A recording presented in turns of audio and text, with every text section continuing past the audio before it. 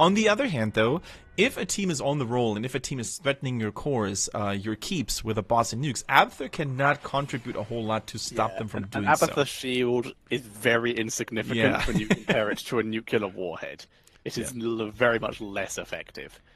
I will always remember a game in Hero League where I faced an Abathur and he went for Monstrosity, and he constantly kept pushing all by himself, and at the end, due to the huge size of the lanes, the Monstrosity was so powerful that one hero was not enough to defend against it, but I doubt we're going to see anything like that. It's very strong, but it's so... the fact you have to drag it to fights until level 20 is very irritating. So... Evolution is a little bit more consistent. You still get the global XP, which is why it's more popular. We see the shielders removed in the ban phase straight away here. Which leaves Falstad and Dehaka both to be picked, though.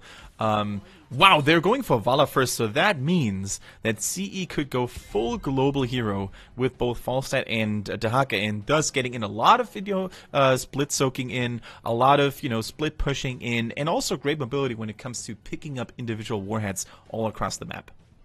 It really could. It would leave Ariel open to be used with Valor, as we've seen a lot from the Gold Club World Championship, for example, and also just in the Eastern Clash especially.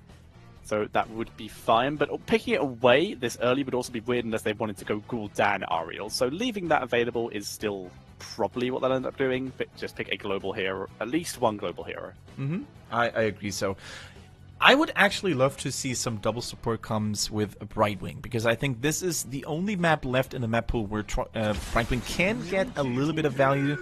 She has disappeared for the most part, except if she's paired with a Tassadar, which these days almost never happens because he's constantly banned.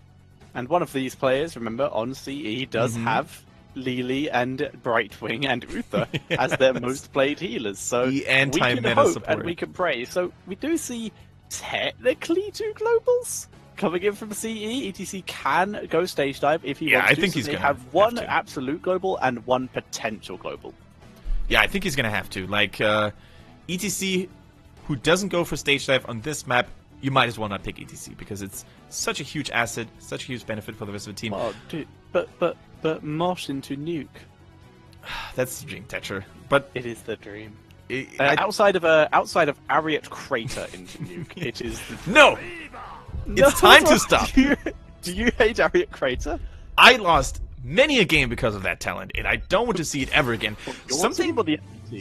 Something to mention here, though, is the beautiful synergy between Falstad and Zeratul. You can really make fancy plays happen. You isolate a target, gust everyone else away. That is only one of the few usages between those two heroic abilities. I really, really like that, and I really like the fact that they don't give the second huge global player to CE. Yep, big fan. Like you said, there are Falstad. We originally saw his Gust really coming into effect with Butcher, with Lamb to the Slaughter into Mighty Gust, but the other times that work really well with it, the Void Prism, like you just said, and Entomb is the other one that we quite often see combined. So, what are they going to ban here? They could try to thin out the support pool a little bit by banning something like Malf or Lucio, although Lucio not really a factor in the Chinese meta. So far we saw a lot of other supports being prioritized over him, and the Muradin. I like this. They already have both their tanks. They want to remove any of these, what they feel is the strongest one, just because there's still some really strong tanks out there, but they want to remove the strongest one just to have a potential weak link. Exactly. Now, there's not really a whole lot left to choose from for XTeam when it comes to, viable and in-meta warriors. Diablo, Johanna, Turiel maybe even, or, of course, the untypical warriors, Anubarak and Arthas for China, because they don't, for some miraculous reason, they don't seem to like those two heroes. Yeah, it's very strange. And this is strange too, hovering over a Malfurion ban. Now, yes, it would deny it away, but also it would limit your own choices for supports. Now, it's not you want to such get them a deal with because VP there are some amazing supports nowadays. But I guess it's okay because you don't want to play against it. But you're still going to limit your own options, but there are enough supports in the game now that there's not such a big deal as it was back in WCA time, where it was, a team has banned 2 supports, picked 2 supports, and now we have 1 support to choose. Yeah. Like, Blizzard has done a really good job over time to really make other supports shine as well. Now we have Rhaegar, Malfurion, Lucio, even an Oriole every now and then, a Kharazim. Like, the map, or the hero pool, excuse me, for supports has never been that flexible. Even a Morales with Medivac is nothing out of the question here at all for CE. They go for the Greymane, which is a solid follow-up for ETC if he locks down someone with a power slide, or for the Dehaka as well. And we end up seeing Kharazim here, so even more mobility, I might want to say, on the side of CE. Yep, lots of mobility, potential for some great burst damage if they wanted to for Kharazim. So, a lot of potential there, and obviously some lovely protection for the Greymane, who has a very spectacular skin. So, good choices by CE so far. Right now, it looks like a very hard engaged burst team, but depending on what they will pick last. Now, we need support and we need a tank for XTeam. Tanks left available, they have Arthas, Anubarak, Dibbles. There are plenty of choices for them. And with Greymane available, Greymane as the first damage pick, wouldn't feel terrible about Arthas. No, that is actually a very good point. The more melee characters, even with a Kharazim, like if you slow Kharazim's attack speed with Arthas's Frozen Tempest, his combat efficiency is going to be decreased quite significantly here. As a rule of thumb, guys, Arthas becomes way more powerful the more enemy heroes the enemy team has, because they tend to clump up while focusing on the same target, which is normally what you want to do in Heroes of the Storm. So, and there we go. The Lich King has been picked, and the Morales as well, and I do like that Tetra. I know Morales might not be the most popular pick these days, but I think thanks to the global mobility she offers, and thanks to the strong solo support, which they really need, a single target protection, I might want to say, she is just golden. Illidan now, though. That is quite something. Into Arthas. Yes, more melee. It looks like Arthas was not scary enough to prevent them from doing so. Yeah. Okay. I think it's a mistake. Yeah. Okay is what I will respond to that. I trust them. It's going to be interesting. They have a lot of melee. They have one ranged hero, and it's Greymane. And he's not even a full ranged assassin. He's a 1.5 or a 0.5 ranged assassin, I might want to say. Yeah. Well then, this should be exciting. And now I'm currently, I'm about to spoil you with some Trick Slayer level meta stylings here. I want you to imagine this: the Dehaka Burrow, ETC stage dive, Illidan hunt gank. I guess that's actually legit, because I can see them winning a straight up 5 versus 5 against Arthas and VP. I actually think that's the way they want to play. Yeah, well, that's most of Trick Slayer's drafting the Trick Slayer alternative meta strategy. It's all legit, just not what you'd expect. Yeah, so XTeam, they have Morales. Sure, she is a little bit weak to all that engage that CE has to offer. By the same token, though, she has plenty of peel. Arthas is going to try to hold the front line. Zeratul can easily stop any engage with a well-placed VP. So I think, and then there's of course still the Medivac as an escape route here. Some people seem to forget that Medivac can be used defensively as well for Morales to just cover a tiny little amount of ground and then reappear unscathed. The slightly slower to activate moving ice block. Yeah, as exactly. Probably like to call it. But for now, ladies and gentlemen, welcome to game number 2. It's going to be Warhead Junction. On CE, we have Kharazim, ETC, the Dehaka, Illidan, for some strange reason, and the Greymane. CE was looking strong in game number 1. Can they repeat their strong performance? They're going to have to face XTeam with Morales, Vala, Arthas, Falstad, and last but not least, the Zeratul, played by Ratatatata, one of the coolest nicknames I've ever heard. Same. So, for now, let us load in. We have neither team doing the standard Hero League strategy of everyone to the Watchtower. Instead, we're going on the upside-down frowny face, as I personally describe that Watchtower as. The opposite of the Black Heart's Bay one. Now I can never unsee it. Indeed. An interesting strategy here could be the fact that Illidan will force a lot of grouping up, and potentially that might bait into an ETC Mosh. Yeah, indeed. So there's many ways for CE to play their composition.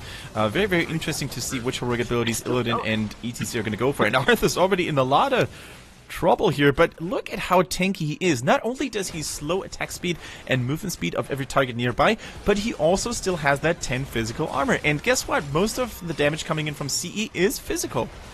Yeah, there's another hero in this team with 10 armor as well. Greymane, also, sorry, on the other team, Greymane has 10 physical armor as well. So both these heroes He's got 10 normal armor. Resistant to auto attacks. Does he have normal armor? Yeah, it's against magic as well. Ah, I thought it was just physical on Greymane. Fair enough. Happy with that. Hashtag 10 cool armor matters, guys. Hashtag 10 armor. Yep. If you played... Oh my goodness, early pickup. They are going hard here. How can a Zero Tool die like that? Well, apparently like this, Illidan, Karazim, and Greymane are just punching, slashing, and swiping their way through everything. They're still going. In the meantime, though, bot lane is pushing. Morales is healing up that Valor, using her as basically a Sergeant Hammer, while Falstad just zones out Dahaka. This is a really tough lane for Dahaka. Dahaka wins lane versus basically everyone except Falstad, because Falstad just pokes him forever. Yeah, and now we see CE just won't let go. They continue to push in the middle. I mean, middle is not as important as on other maps, but wow, Illidan getting taken out here. They had enough of his shenanigans. Now Karazim a little bit low on mana. Yeah, they got a nice pick up here as well with the Dahaka, but it was not enough. Morales taking care of her children. That's why I like to call her Mommy Morales sometimes. But, Morales? Yeah, Mama Morales. Definitely want to make sure to take care of her at some point. But yeah, that was quite the fancy push here coming in. And despite losing Illidan, I think it was actually worth it, because that middle fort is almost a goner. And the more structural value you get early, the more you can save your nukes for the really important structures, like the keeps, most importantly. Yeah. As you said, very important. Bot nuke still left unattended for now. Karazim finally going to start to channel that. Valor able to get in because ETC did miss bounce like that. Volt though, able to get completely out of danger. The route was good. The knockback onto Greymane. He's able to razor swipe his way to freedom though. But I'm liking this CE playstyle at the moment, just basically all in with the melee. And the nuke has still not been captured. We are going to see Zeratul drop his nuke up in the top lane to clear the lane up there and put a bit of pressure onto Dahaka. Yeah, it's actually interesting to see, like, there's another problem coming in from such a heavy melee composition. They don't have poke to interrupt, really. Except for the Greymane, there's not really any hero that can throw a grenade or that can just drop some ranged ability to prevent them from taking up one of those nukes as well. And by the same token, it also makes it much harder for them to keep enemy interrupters like a Vala or like a Morales with a grenade at bay. So they're going to have to rely on hard engages, on quick fights in order to secure themselves nukes. Exactly, and so far it's working out for them. They've managed to trade one nuke for one, assuming that Aluful can actually activate his nuke without getting picked off. Working out pretty well for them. XP staying fairly even, as is the kill count so far. 1 kill to 1 in this series. Talent-wise, we are once again seeing the thick skin on the side of Greymane. They really seem to like this melee-style Greymane build. Which is insane, because in Europe or NA you don't see that anymore at all. Nice zoom in here from the Chinese cameraman, from the Chinese observer. Always a pleasure to behold, and that damage against the towers actually secured them the level 7 talent here as well. For CE, nothing out of the ordinary. Equipedal for ETC allows him to split push a little bit more efficiently because it adds more wave clear to him. And if you don't go for that talent, you might as well not pick stage dive, because you really need to build up some side pressure on the lanes. Yeah, it's also just a good talent in general. It's really good in general. It's that, or the knockback, or the... I'm trying to remember the last one. The crit damage, but that's only on battlefield. Yeah. That's basically all it has. A little bit of a stun there onto Valor, but Valor, Morales is nearby. Oh, Dahaka joining the fray. Great grenade. Able to get Tao out of danger, but Valor still being chased down. Even Hot Pursuit is not getting her out of danger immediately in the 5-man sandwich is real. Valor getting picked off here. Morales not able to save. Morales on pleb horse. Shame, shame, shame. But Morales able to escape herself, at least, with the perfect grenade. Otherwise, that would have been a double kill, and that would have been devastating. And look at the value XTeam is still getting of this. True, they lost the Vala, which is kind of sad, but at the same time, they're getting some great damage done onto this top lane. And that is the tricky thing about Warhead Junction. The map is so huge that even if you end up getting a successful gank, you actually leave the rest of your lanes vulnerable and open. So maybe not the best trade to go for. Yeah, a point here, by the way, Zuyu has taken Wizened Duelist, so that 5-man gank was actually able to pick him up his first stack of the game and begin that slow creep towards super hyper damage. Super hyper damage indeed. Now the Greymane, once again, a hero to be on the lookout for, because Wizard Duelist allows you to get some crazy combat power as time goes by. Oh, Illidan is rippy. Oh dear! Oh, there we go. The Vorpal Blade coming in to finish off that kill there. In style. Illidan, this is the... now we're seeing the main Hero League Illidan issue of where was my team? It is Hunt! The Hunt, man, I'm not sure what to say about this. I mean, it is a pseudo-global. I'm going to say that this could be useful on this map. Stacks for Greymane. Yeah. I'm seeing the logic. I want to see some top-notch ganks executed here, then. That's really what I want to see now. Like you said, they need to stack up Greymane. They're not really going to win team fights, as we saw just then. They need to blow people up, and the Hunt is how they're going to do this. So, on the flip side, oh, there we go! I think we just conjured and jinxed it. Teacher is in trouble. Strong Gusto, but Illidan, he is one of the most agile heroes in the game, and I think Falset is not going to be able to run away from him. Oh my goodness, that was so close, Good effort. Yeah, good effort there by Zeratul. Illidan now slightly isolated from his team. He's in a bit of trouble. Here comes Dahaka. He's able to leap to him, though. He's got friend or foe, so he's able to get out of danger there. This isn't a stack for Greymane, but it is another kill on the board, making it 3 kills to 2 in favor of CE. And Dahaka will drop an extra nuke, keep even more pressure on this top lane. And speaking of pressuring top and bottom lane, ooh, Vala gets blown out of her socks here. Very nicely done. And Morale is unfortunately a little bit too far away to help her out. But back to what I was saying, the side lanes, top and bottom on this map, are super crucial, because the more buildings you destroy in the early mid-game, the more impactful bosses in the future are going to be, because then they no longer have to just pass through a fort, they will threaten keeps immediately, and that is exactly what you want to go for. Yep, first fort down, the first of the outer lane forts down, mid fort was taken down quite a bit earlier. But yeah, super nicely done. CE putting pressure on multiple lanes, keeping pressure on multiple heroes multiple times. Illidan and ETC were thinking about raiding that camp, decided against it. They didn't see where the rest of the heroes were. They didn't want to get themselves in an outnumbered fight. And look how well CE positions themselves. They basically have all 3 lanes in check. They took mercenary camps as well. They know exactly where XTeam wants to go. And on the side of XTeam, you have to be really cautious, because 3 melee heroes could pop out of nowhere at any given moment. Like ETC Stage Dive, the Burrow from Dahaka, and the Hunt from Illidan can really make sure that a single team member can die quickly and very painfully. ETC having to pop power slide to escape as he was engaged upon, and he does have a nuke, so priority 1 is keep that nuke on your own team. I think Falset might be in trouble again. Die as close to your team as possible. Look at Falset in the top lane. We saw the Illidan Hunt go down, and there we go! That is beautiful! Once again, it didn't hit everyone. Illidan was the one that was not affected by the gust, and that's exactly what CE was looking for. But once again, the immediate response from XTeam, and this could be a good trade for them after all. Yeah, using the nuke to try and burst this down quicker. Greymane going in 1 versus 4. He's dropped low, killed by a tower, loses his stacks. Morales is attempting to medevac, but she's in the Void Prism right now, so she needs to time this perfectly. It's cancelled. I can't believe. There, 3 heroes killed. Greymane giving his life for the cause. The nuke is dropped to make sure it's not stolen. And we do see XTeam in full retreat. CE losing Greymane in his stacks, but getting 2 kills. It takes maximum balls to just waltz in like the Greymane when you're fully, or not really fully, but partially stacked on Wizened Duelist, and you don't care. You sacrifice your own life for the greater good, and the immediate counter response as well from CE, dropping in with a stage dive and the Dahaka, perfectly dodging the nukes, actually forcing out all of the nukes that XTeam had in their possession, was a great move. Some of the coolest plays I've seen in HGC China so far, Tetcher. This was awesome. Yeah, CE showing up today, putting on an absolute clinic of Heroes of the Storm with some incredible aggression, with a very unstandard comp here, and are just showing it to be incredibly strong. We finally see Morales has delayed her level 13 talent quite a bit, by the way. She's waiting for it. She has the option of a spell shield, I believe, on this level, so she could get some self-protection, or it's extra healing for her team, healing for herself with couples therapy. Plenty of options for her, depending on what kind of protection she feels she or her teammates need.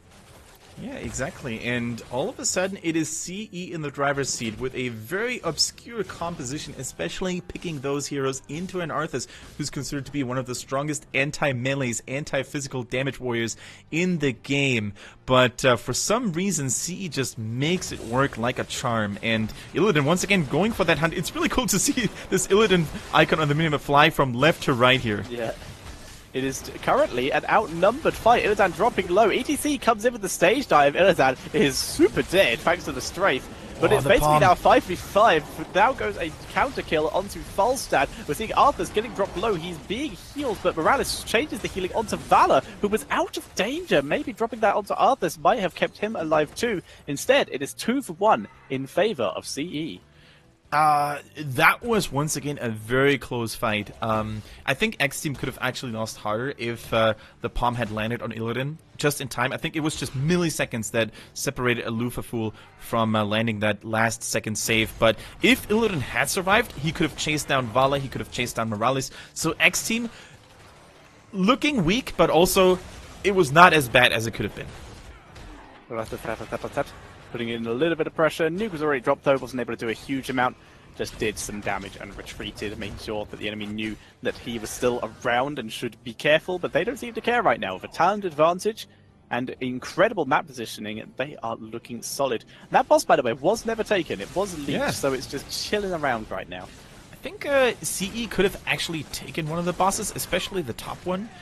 Because it was kind of exposed. Two people down for XTeam. Sure, they did have a lot of global mobilities, but I think with their strong damage, they could have taken it out in time, especially with the Greymane still alive. I can't stress enough how important Dehaka is for their composition to work, by the way. Primal Storm at level 13 makes everyone else vulnerable, takes 10% more damage, including Arthas, and I think this is so important to really make Illidan and Greymane shine even more during those teamfights. So Dehaka adding a lot of value to those teamfights. And look at those two melee assassins, Greymane and Illidan, best battle buddies, taking care of that boss single-handedly, or duo-handedly, I should say. So well played once again. And that's a really good idea, because Zeratul could Illidan can basically 1v1 everything in terms of sustain. If you leave him long enough, he will win versus the boss on his own, but he takes time. Greymane, however, has some of the highest single target damage in the game. Ooh, nice VP. But he doesn't have sustain. They're not defending top, though. Together, they're able to burst very quickly. In comes Illidan, hunting into the backline onto Morales. The Gust is safer, but the silence must go down. She goes immediately. ETC trying to cause any kind of disruption. Arthas with the Army of the Dead. ETC stage diving onto nothing. And we immediately see XTeam pushing through, trying to get some kills out of it. They're able to grab the Karazim and the Greymane here, but down goes Valor there, and there's serious danger. Falstad, though, is at full health. Arthas wading through, trying to catch Illidan. Illidan escapes. Falstad wrapping round to the side, continues to poke EDC, but no, EDC gets the stun, and that's going to be Falstad dead. The slight positioning mistake there, and now Arthas completely surrounded. It's a disaster. He will be killed off. CE, they now have an open core, they have nukes, and if they had cooldowns, they would have had globals to be able to go in. Now they have to try and find a way around. This is an absolute catastrophe for XTeam. Not only did they lose a team fight, all the lanes are getting pushed in. 2 nukes are on the ground. They have nothing left in this game so far. They're 3 levels behind. Level 20 is knocking at their door here for CE. So wonderful performance once again. And that focus on Morales was so good. Initiated by the stun from the Hunt, followed up by Power Slide from ETC. There was no chance for Morales to really make it out alive. The Gust was not enough to save her. And I think CE is in the driver's seat. They have all the cards they need to finish this game in style, because I had not thought that their team comp with 4 melees would work that well. It is working absolutely spectacularly at the moment. Illidan even with Bolt of the Storm to keep himself alive here as his level 20. And they basically were now able to get a keep in top lane thanks to the minion wave pushing, a full team wipe, and drop nukes onto mid and bot, and still have 2 nukes left over. They are in the driver's seat. They're in a dominating position right now. This is basically go hammer, go home. Gus not available, was available, but he was too far away. Gus having to be used as a disengage here. Strafe trying to siege, but not getting a huge amount. And instead, it's Zeratul who's picked up stage dive. Gets the slow. Good drag there onto Valor, who goes flying. Down goes Morales, and now Falstad is silenced and will get finished off as well. Arthas will flee for his life. Like, nope. It is too late. Yeah, I'm just going to let this happen. We will see CE moving in straight to the core, just ignoring the keep, and that is going to be GG. CE taking game number 2. Paradise on the Illidan, he's the debt collector, and XTeam certainly didn't pay their taxes here because this was a brutal game. An immaculate performance by CE, making that beautiful lockdown comp work like a charm. ETC stage dive, Illidan the Hunt, and Tahaka Brushstalker, excuse me. They just, I don't think XTeam ever expected to face a comp like that, and they had no remedy to really keep the enemies in check here. So great performance by CE.